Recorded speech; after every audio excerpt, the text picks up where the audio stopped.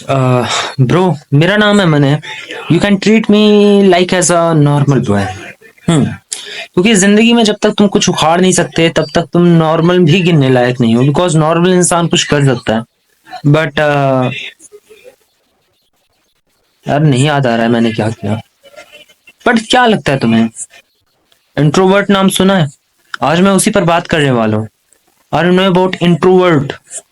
देखो, ये शब्द कहने में जितना तगड़ा है ना, देखो तगड़े का मतलब ये नहीं, कई लोग इसे प्राउड भी लेते हैं, कई लोगों के लिए ये काफी ज्यादा डेंजर भी लगता है। But what is the think about this? किसी भी चीज को कैसे तुम ट्रीट करते हो, बिकॉज हर किसी चीज में वैल्यू है तो उसमें नेगेटिव और पॉजिटिव भी होगा। बट कैसे इस चीज को कैसे तुम सॉल्व कर सकते हो खुद में? इंट्रोवर्ट होता क्या है?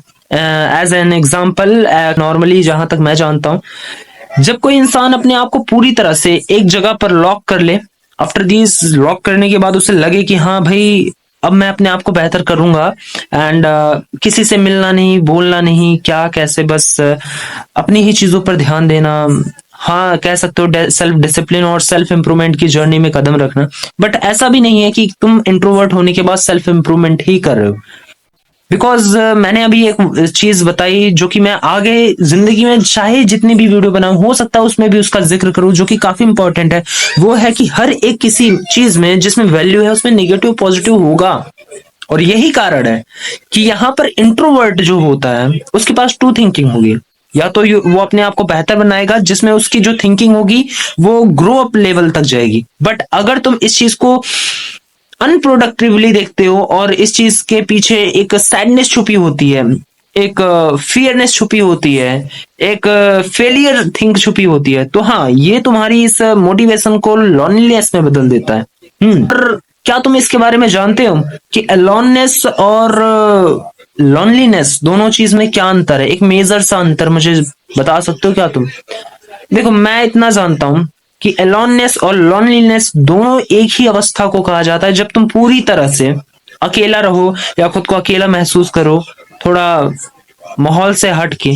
ठीक है, लेकिन हाँ, इसमें दो शर्त है, पॉजिटिव और निगेटिव की। अगर तुम अपने अलोननेस से, सॉरी अलोन नहीं, अपने अकेलेपन से तुम अपने आप को इम्प्रूव कर रहे हो, तुम्हारे अंदर एक मोटिवेशन की पावर है, या तुम कुछ बेहतर कर रहे हो, कुछ क्रिएटिव कर रहे हो, कुछ भी कर रहे हो, अपने आप को लेवल से अप ले जा रहे हो और तुम अंदर से मोटिवेट हो, कुछ बेहतर करने का जज्बा है, so you are now alone. अगर तुम्हारे अंदर इस चीज को देखने के बाद खुद को नुकसान पहुंचाना या डिस्ट्रॉय थिंक, या किसी भी चीज के बारे में गलत सोचना, किसी भी चीज के बारे में अपने ही बारे में गलत थिंकिंग आना, काफी उदास महसूस करना और इससे अपना ही नुकसान कर लेना, ऐसी भावनाएं आ रही हैं, तो आई थिंक तुम अलोन नहीं हो। That is loneliness.